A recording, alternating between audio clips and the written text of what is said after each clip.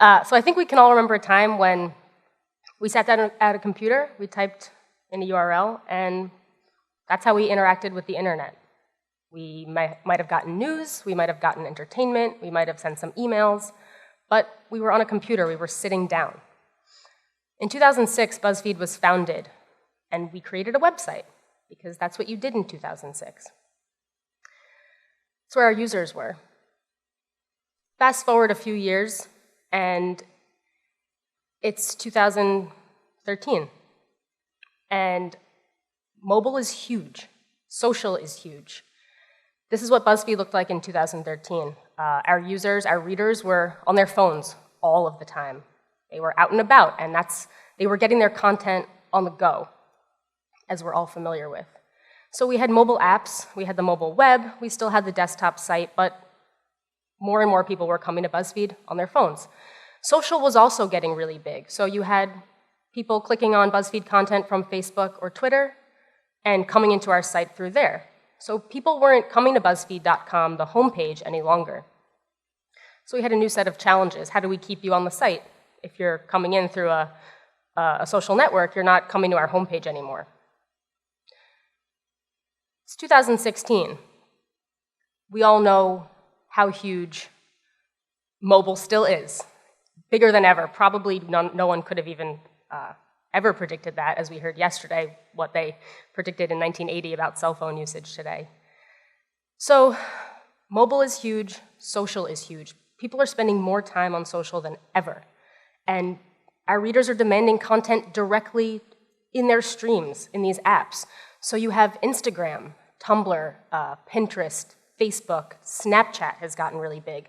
So what have we done to address that need? Well, now we're publishing content directly to these platforms. Maybe it's an illustration, maybe it's a video, maybe it's a comic, maybe it's just some text on Twitter, but this content now maybe doesn't live on BuzzFeed.com, it lives on these platforms.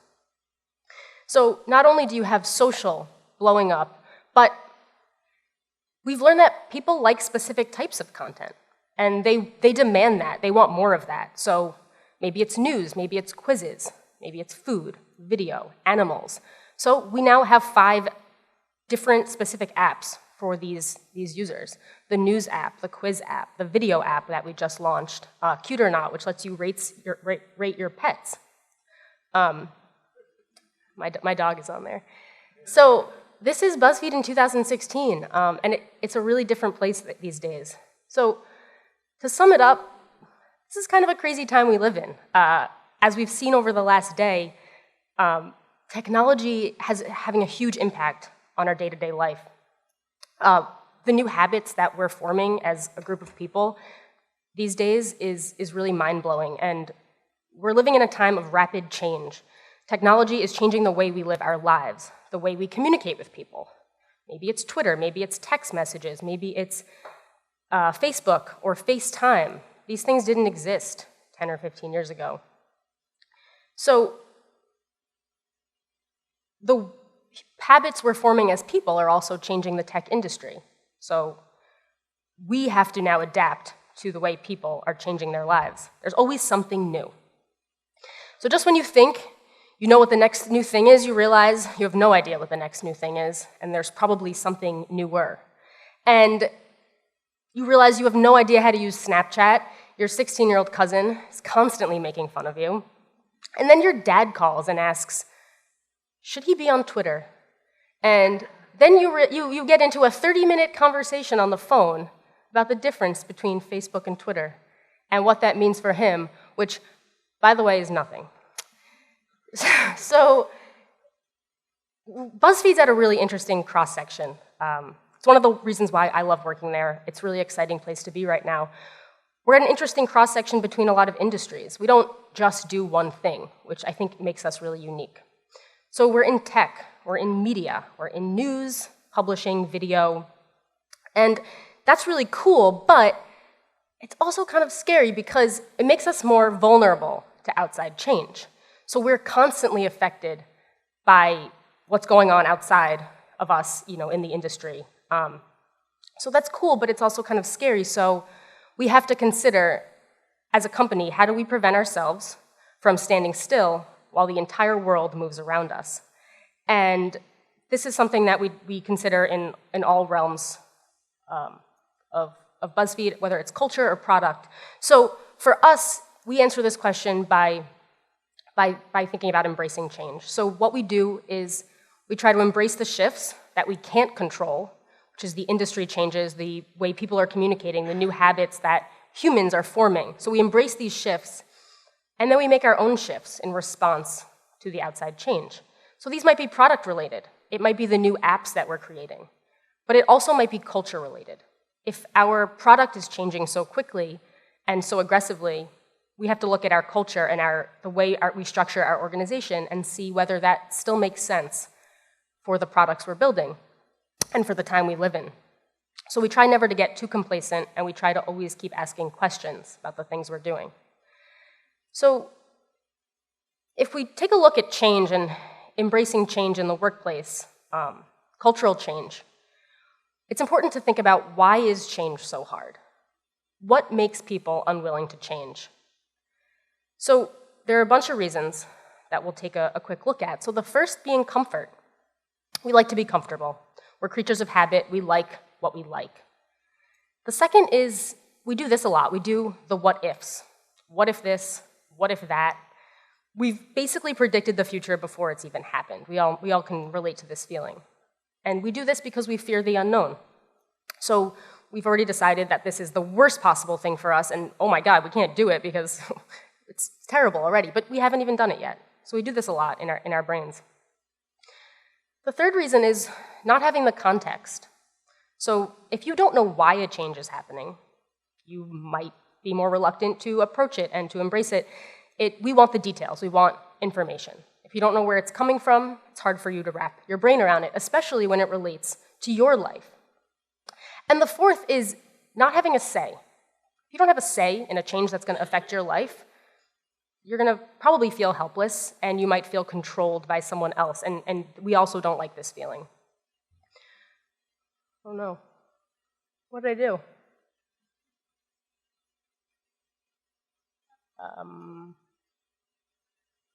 I broke it. So how do we address these changes? So we see, how do we address these feelings? Oh, there we go, thanks. How do we address these? So we know that humans are reluctant to change. We have just these things inside of us that make us fear change. So how do we address these as an organization and as a culture, as just a group of people? How do we address these? Well, we aren't superheroes. We're just a group of people. So in order to take a look at how we embrace change at BuzzFeed culturally, I'd like to talk about a specific example that we made on the tech team at BuzzFeed.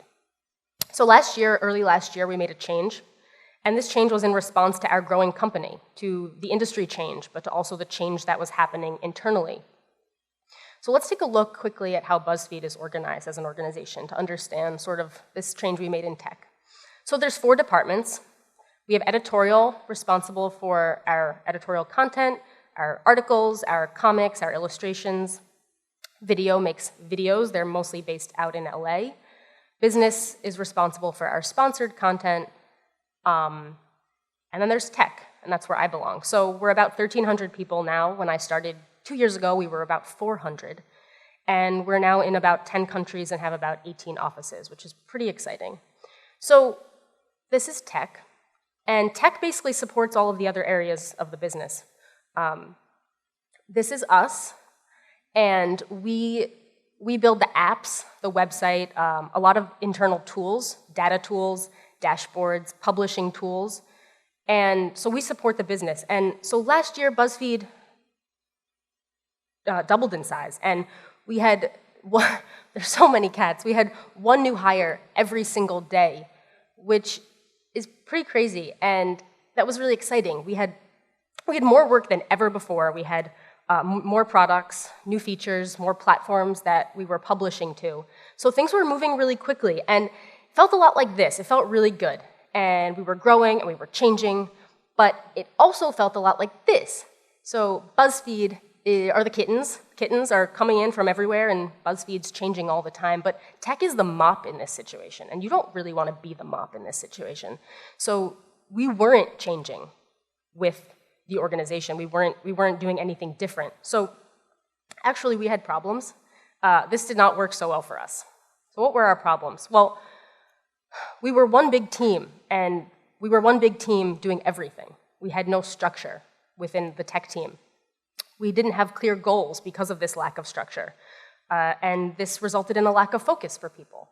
So if I'm working on a CMS project, and I'm deep into that, and then I get pulled aside by someone over on ads to work on an ad product, I'm now in two different projects, and no one's communicating about priorities, and because I'm getting pulled in at random, I don't have the long-term vision for this particular project, and that can be detrimental to me as well as to the project. So this was pretty frustrating, and we didn't have such great communication. We didn't have transparency into the work, and people overlapped things all of the time. So if I'm a designer and I'm working on a visual style for something, whether it's typography or a form field, and there's another designer working on something that's affecting the thing I'm working on, we're both creating visual styles for things that might affect each other in the future, but we don't know that we're doing that because nobody's talking to each other. So this was frustrating. What did we do? What did we do to fix this? Because this was not going to work in our rapidly growing company in this rapidly changing time. Well, we changed everything about the way we worked. You missed this one, and it's pretty good. We changed everything about the way we worked. And what does that really mean? So we had a reorg, or shall I say we had an org, because we didn't really have any org before. So we organized our team. We had to organize our team. So what does that really, really mean? Well, let's take a look at this. So we had one big team. This is our team. And we broke it up into a bunch of small teams. These small teams were called groups with a capital G. And these groups had sort of a broad focus. And then within those groups, you had little baby groups called squads. So this was going to help us become focused. Within the squads, each squad was autonomous. So they could function on their own. They were basically like a little mini tech team, which was pretty cool. They had a focus. You had a designer, QA, product manager, project manager, engineers in each little team, ranging from 7 to 10-ish people. And then those groups gave a broader focus. So this was pretty exciting, and we were finally going to be able to know what was going on, to really have the focus we needed. So why is this important? Why is this even worth talking about? Well, we had worked the same way for years. Since BuzzFeed was founded in 2006, we were doing the same thing we were doing back then. So we were acting like a team of 7 people when we were a tech team of about 100 people. So it sounds obvious that we would work in small autonomous teams. Of course it's obvious. Why would you not do that? But we had never done it before. And remember, people don't like change. It makes them uncomfortable. We're just a bunch of humans, especially when you're going to change the way people are working in their everyday life. This is going to be challenging. So how did we do this? What made people not freak out for all the reasons why people tend to freak out when it comes to a change? Well, I think we had 2 things that made this possible. We had communication. We had transparent communication. People were sharing information early. They were sharing information often. And that built trust. And the communication led to trust, and then the trust leads back to communication. It's a simple cycle, but it's an important cycle. The more information you share, the more trust you build. The more trust you build, the more likely you are to share information. So why was communication important during the reorg? Well, like I said, we changed everything about the way we worked. We changed our seats. We changed our roadmaps. We changed our teams. It was basically like getting assigned a bunk in camp or getting assigned a classroom in elementary school. We can all remember that feeling. You're going to be working with these people for the foreseeable future, and we hadn't done this before. So transparency was key here. Full disclosure. What is going on? We needed to know what was going on. There were a lot of moving parts, a lot of logistics, and people don't like surprises. It makes them sad. Look at this guy. He doesn't like this. People want to know what to expect. So we had a lot of communication leading up to the reorg. We had about 4 to 5 weeks of education on this. A lot of emails, detailed emails with information, presentations. We knew what was going on. We had education on how this works in other organizations. We actually did not invent this structure. Spotify is one of the companies that has pioneered this. So our managers, our VPs went over there to find out how they do it and then adapt it for BuzzFeed. So we learned how it works in other organizations. So we felt like we were a part of this process. We had a time to ask questions, to voice concerns. We had the what if moments. What if I hate my team? What if they hate me? How will I be able to communicate with other teams? And all of these questions, all of these fears. But we were able to talk about them. We knew why this was happening, and we had the context. So if we take a look back at the reasons why one might be unwilling to change, well, communication addressed two of them. We had the context, and we knew why this was happening. We had a say. People listened to us. So what about the others? How do you address comfort, the discomfort that is attached to change, and the what ifs, the fear of the unknown? I think the others come with trust. So how did we build communication with trust? Well, we were able to talk about the fears and the fear of the unknown and the what ifs. We had the open lines of communication. So our VPs didn't come to us and say, hey guys, we're doing a reorg next week, go do it. That would have made us feel uncomfortable. We were never in the dark because we knew that the lines of communication were open. So what is trust really, and why is it even important? It's hard to talk about, right? It's intangible. Communication is at least something you could point to. You could say, I got these emails. But trust is sort of hard to talk about. It's built over time. But it's important because it enables us to be open to new things. What happens if there's no trust? Well, if there's no trust, you might build a culture of cynicism or doubt, frustration. You might be holding back information that's building up inside of you. You're upset about something, but you're not telling anyone because you don't trust the people around you. You don't trust that someone will do something about it or that they'll take the information and handle it properly. So we trusted each other. We thought, the VPs are trusting us with this information. They're being upfront about everything. We can trust them. And then we trusted the process, which was super important because we trusted what was going on around us. The open process made us naturally feel more comfortable. So we started to embrace the discomfort, and we felt more comfortable with being uncomfortable. And this set us up for future change because we were able to reduce the fear of failure, which is really one of the reasons why it's so hard to embrace a change. Because of the unknown, we acknowledged upfront that we might fail. We acknowledged that that's okay, that we had the communication and we had trust, so we would be able to do this without much fear. So if we take a look back at the reasons why one might be unwilling to change, trust helped us through the embracing the discomfort and getting past the fear of unknown. We were able to talk about it, and we trusted that everything would be okay because we were just trying this out. It was okay to fail. So we had the reorg, and it was great. We had structure, we had our groups, our squads. This was pretty exciting. But what did we learn? What did we learn about change from this? Well, we learned that we could do it again. So the first reorg happened in last January, and about 10 months later, in October, we got this email from Jonah Peretti, our CEO, and he talked about a cross-platform global network. It's kind of a mouthful, don't try to say it. But he talked about his future, his vision for the future of BuzzFeed and how we all fit into that and what it meant for us and what we were going to be talking about over the next year. He talked about strategy shifts. He talked about the emergence of our content globally and what that means for translation and what that means for us communicating as an organization that's operating globally. He actually shared this memo on LinkedIn, which is why I'm showing it here to you today. But he talked about some internal shifts and some external shifts that were happening. So he said, in the past 12 months, we've changed and grown more than our entire history as a company. So we had the internal change. We were growing rapidly. And he talked about the external change. He said, our future depends on our ability to continually learn from a global audience that's engaged on many platforms. So what does this mean? We have our content globally, so it needs to be accessible in different languages.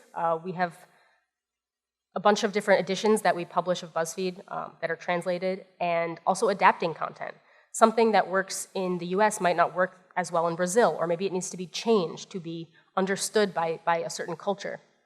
So we have the global audience, and then we have this global audience on many platforms that are hard to predict. It's not just that computer that you're sitting down to any longer. And it's not even just a phone. It's not just the mobile web. It's all of these different social platforms that our content is showing up on, and that's what our readers want. So what did we do? We had reorg number 2. So this wasn't as radical as a change as the first one, but it was important. So previously you had a designer working on an article page and how it looked on the mobile apps.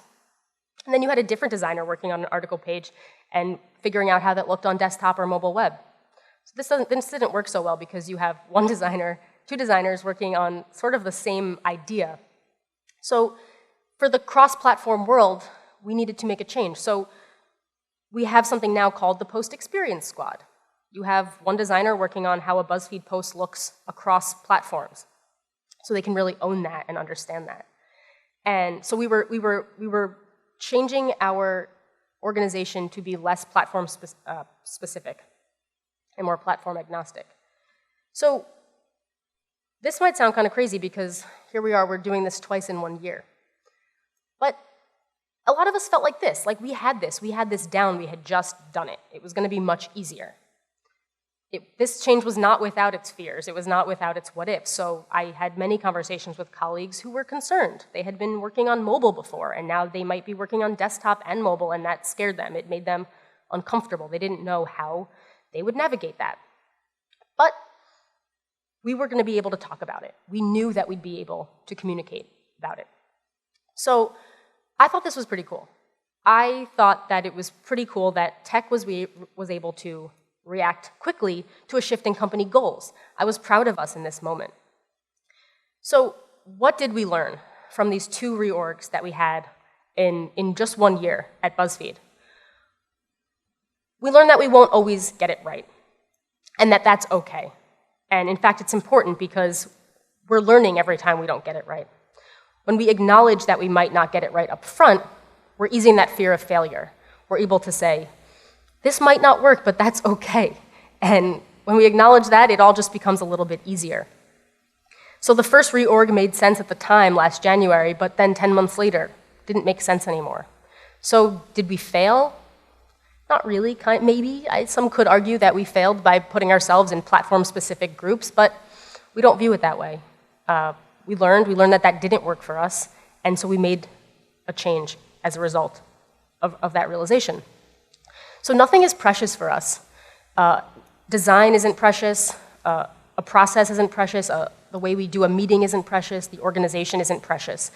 Just because it was always done a certain way, it's not a reason to keep doing it. So before the reorg, we had a certain way we did planning meetings each week. We'd all sit in a room, and the project managers would assign tasks to everyone through this project management software. Once we had the reorg, each squad realized that they had control over the way they did their meetings. We didn't have to keep doing the same planning meeting that, by the way, was a horrible waste of time. So people cut that meeting down to half an hour, and different squads explored different ways of using that time. Some used it for demos, some used it to talk about their long-term vision for their roadmap, and they explored different ways of doing it. So we are constantly questioning everything that we do. We ask, is this thing working? How can it be better? What works today may not work tomorrow, especially when you're in a company that's rapidly changing, in an industry that's rapidly changing. So we actually have this exercise that we do now called the re-anchoring exercise. The anchors are the things we believe in. This was done at the VP level of the tech org a few months ago. And they wrote down a bunch of beliefs that we believed as an organization, that we've believed for the last almost 10 years. And we asked ourselves, do we still believe in these things? If we do, that's great. Have they sort of changed? And if they don't, why not? And what do we now believe in?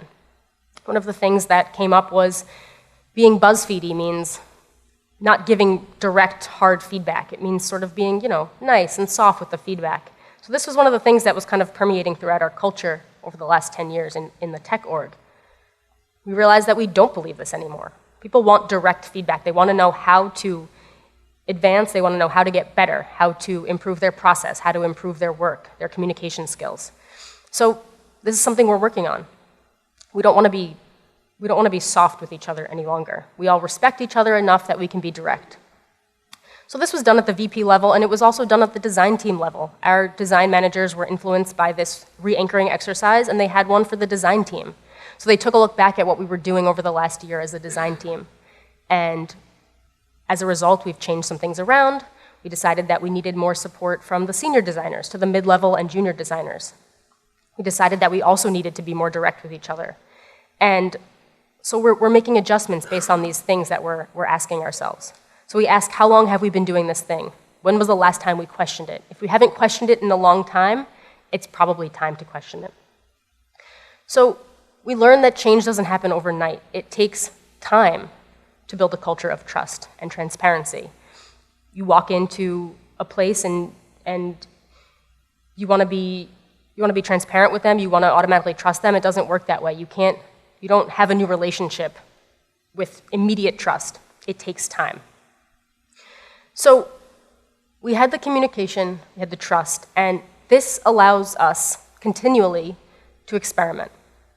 We're constantly experimenting, and the experiments that we do organizationally allow us to be more open to change on a regular basis. So we view literally everything as an experiment, whether it's design work, we experiment a bunch early on in the design process, or it's culturally, it's things we're trying out.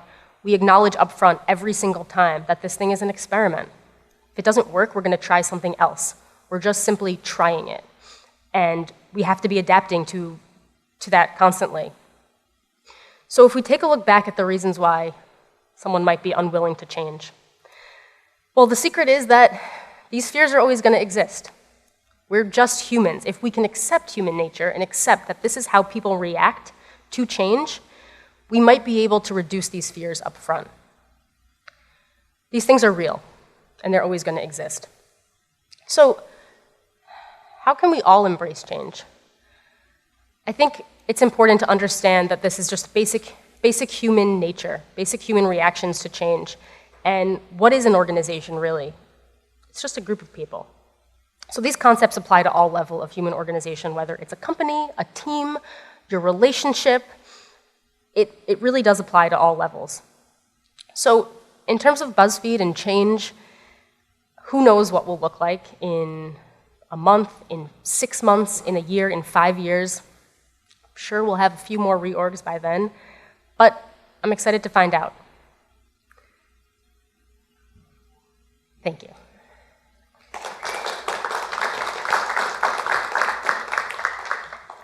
Any questions?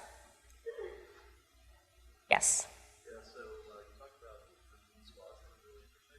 I was wondering if there was like any underlying framework or something like that that you really like advocating on years ago or anything like that? You're asking like specific project management. So, yeah. So I'm not as familiar with these frameworks as other people might be in my org, but I think we operate on an agile framework. I think so. We do. Each squad has a weekly release. So all of our projects get grouped into a weekly release, and that goes weekly. And we're working our way towards continuous deploy, which means constantly deploying whenever there's a change, which we're really rooting for. Yeah.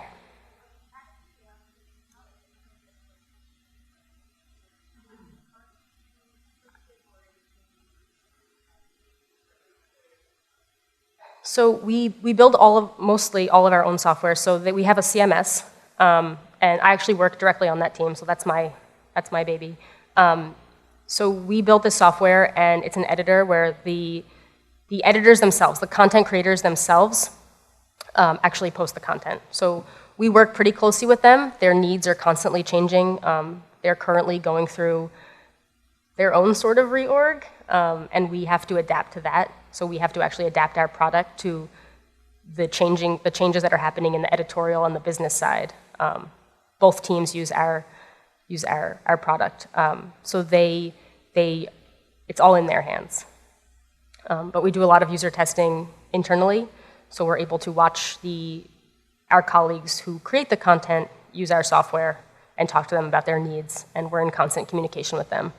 But you'd be surprised, even though you work in the same building, you're not constantly with them. We're still separate teams, so there's still that challenge of making sure we're always communicating with them. Yeah, so I think that's definitely true. Everyone reacts to things differently in their own life. I think it depends. I think the people who felt like everyone has different relationships with their team, with their managers, with even upper management. The people who felt like that they were able to be transparent with literally anyone probably felt like this was easier. Also, some of the people who had been there for even longer. When this happened, I had been at BuzzFeed for about a year, but there were people who had been there for 3-ish years, and in BuzzFeed land, that's like 20 years. So it might have been harder for those people, even though they had probably seen much more change than I had. They had moved offices probably 2 to 3 times. They had seen BuzzFeed when BuzzFeed was tiny, but it might have been harder for them to adapt to completely just changing the way we worked. But I think the people who were most uncomfortable with it were the people who felt like they couldn't talk about why they were uncomfortable with it. And I think that's what it consistently comes down to, is just being able to be transparent and communicate. Yeah, I think something that's really big right now is like really short form video that, I don't know if you guys are familiar with Tasty. So they're like maybe a minute long, like no audio necessary. It comes up on your Facebook feed and it's like how to do like a cool short rib recipe. And you watch it and it's visually engaging. There's not even like a person in it, you just see hands. And it kind of grabs you instantly. And that's become really popular. We actually just launched Nifty yesterday, which is a DIY take on Tasty. So it's like little home things. But that's been really interesting. And I think video in general. So last week we launched our video app. So just binge watching these short form little videos, whether they're a minute or 2 minutes. Some of them you don't even need sound. And that barrier to entry is just like super low. Like you don't need to sit down on your couch and turn on this thing, and it's not like that. It's like, oh, I can watch this quick video. So video is really huge, and I think we're doing a lot of cool things with that, and we're doing a lot of experiments with that across BuzzFeed. Anything else?